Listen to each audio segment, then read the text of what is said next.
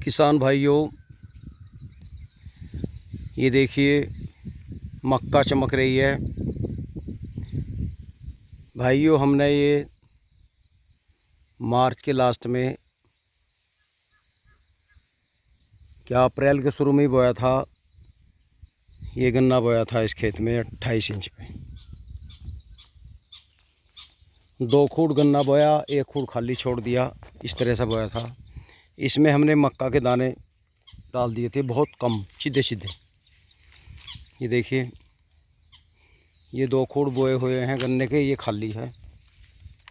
ये बोया गया, ये मुश्किल से 1.5 किलो मक्का होगी। हमने इसमें वैसे ही बखेर के और मैडी मार दी थी जब ये गन्ना बो दिया था, पैर फेरे थे इसमें।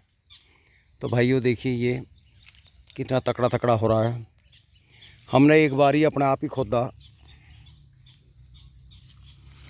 अब इसमें हम ऐसा कर रहे हैं, एक का पेड़ जो सबसे बड़ा है, जैसे ये बड़ा है, आज इसका समय आ जाएगा, छोटे छोड़ देंगे। कई दिन से पुनीत 2 बोझ चारा ले जा रहा है इसमें से। और भाइयों, मक्का का जो चारा है ये इतना लाभदायक है, इससे दूध बढ़ता है, बल्कि ज्वार से इतना दूध नहीं बढ़ता। वो तो एक हरा चारा है।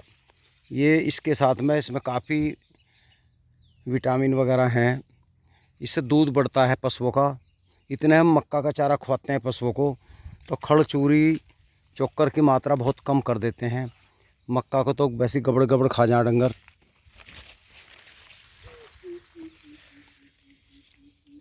एक उदाहरण मैं देता हूँ आपको। पिछले साल की बात है, हमारा एक काली गाय है, उस बेचारी का गड़बड़ सी हो गई थी, वो ब्याह नहीं रही कई साल से। तो मक्का काफ़ी थी, हमारे इंगले खेत में मक्का थी 4-5 बीघे। तो हमने 8-8 बोझ ले गए, 6 ले गए, तो खालिश मक्का खुआई। तो भाइयों, काली गाय के बाँख जो था, जैसे दूध निकल आवे इस तरह का उसका बाँख भर सी गया मक्का खाते खाते। हमें ऐसा लगा जरा कोई लिकाड़ा लिकड़ी आया हो।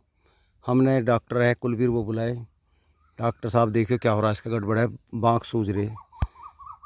उन्होंने जो एक थन पकड़ कर धार मारी तो धड़ देसी दूध की धार। कहने लगा इसका दूध बन रहा है, दूध निकालो।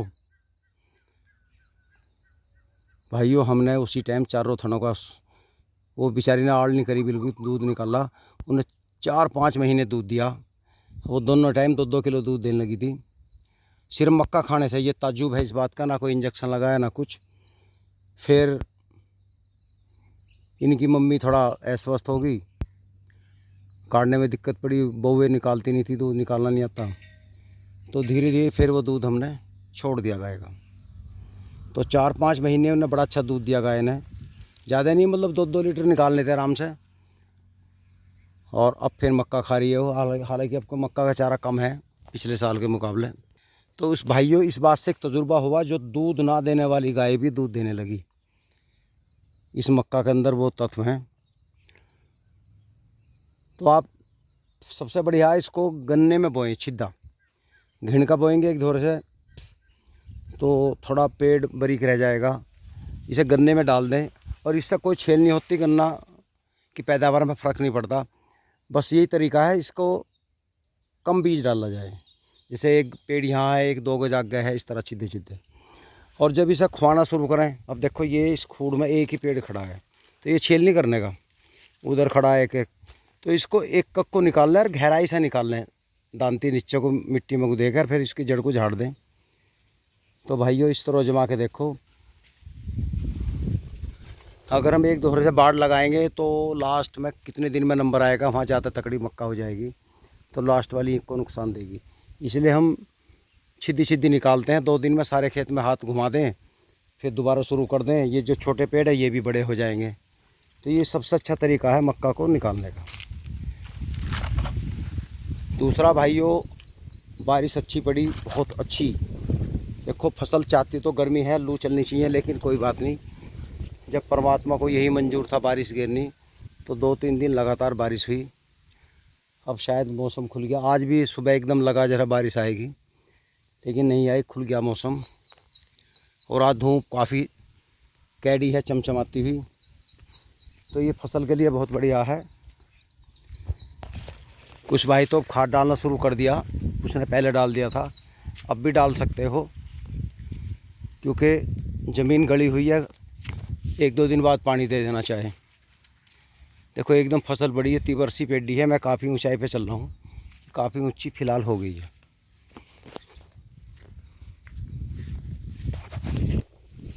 बबलू यो पेड़ा पेड़ा क्यों हुई आए, पछेत्ते की वजह है क्या? ना जी, इसमें आ गया था, इसमें कटते हुए। एक तो कटाई करी थी जब भी पानी आ गया था, कटने के बाद में जल्दी। अच्छा। और दूसरा यो था, इसमें जैसे एकदम पत्ती फैलाई ना ज़्यादा, तो इसमें भभका बन गया नीचे, तो इससे पेड़ापन हो गया। हाँ, अब जैसे इसमें हमने खाद डाला तो कल क्या क्या डाला इसमें? कल इसमें डाला जी रामबाण और यूरिया, और एक लीथल आवे 4 किलो की मिल से मिला है, वो 2 किलो बिकेगी, वो डाली। और अब इसमें जैसे ही मतलब सूख सी जाएगा खेत, फिर इसमें जिंक भी लगा देंगे। 1 कट्टे यूरिया में 2 किलो के हिसाब से, बीके के हिसाब से जिंक लगा देंगे दयाल को। चलो फिर बढ़िया भाइयों आगे बढ़ते हैं। देखिए भाइयों, ये 60 इंच का पौधा है। इसकी हमने मिट्टी हटा दी थी नीचे से, और बारिश पड़ गई। आज बहुत तेज़ धूप है, 12:30 बज रहे हैं, दोपहरी हो रही। मैं खेतों पर आया, खेतों का हाल चाल देखने। ये देखिए चमकने लगा, जहाँ सफ़ेद सफ़ेद रंग था अब गुलाबी हो गया जड़ों का, और 8-7 दिन में ब्याज चल जाएगा इनका।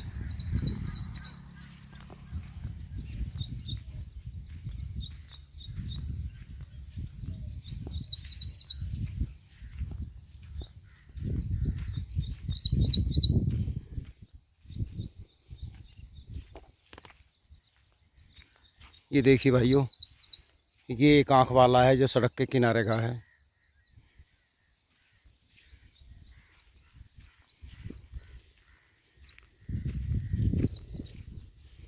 एक बार खुरपी निकलवाई, एक बार हमने खुदाई की, अभी एक बार और हल्का हल्का फावला निकाल लेंगे, थोड़ी थोड़ी मिट्टी भी हटाएंगे, ज़्यादा आगे इसमें थोड़ी हमारी भी वर्जिश हो जाएगी। हम ठाली हैं 3 दिन से दही कुलूरी। भाई थोड़ा बहुत तो करना चाहिए, अगर कोरोना से बचना है तो पसीना निकालो अपने खेतों में, और शहर में हो तो दौड़ लगाओ किसी पार्क में, या मास्क लगा के अपने जो निकट सड़क है उन पर रेस नहीं लगा सकते तो तेज़ चलो फौजियों की तरह, जब देखो मज़ा कितना आएगा। देखिए भाइयों कैसा लग रहा आपको ये? उम्मीद है नहीं गन्ना हो जाएगा। भाइयों एक बात देखो, ये दोहरे का खूड़ है, ये सबसे तकड़ा है। हल्की हल्की घास तोड़ी थी मैंने पिछली बार, ये घसियारी भी मतलब नफरी भी खुरपी नहीं निकाल पाई। ये सबसे तकड़ा चल रहा है, बिना मेहनत का है, और जो हमने मतलब जिसकी गौर की है वो इतने अच्छे नहीं है। तो दोस्तों आज की वीडियो ज़रूर आपको अच्छी लगी होगी।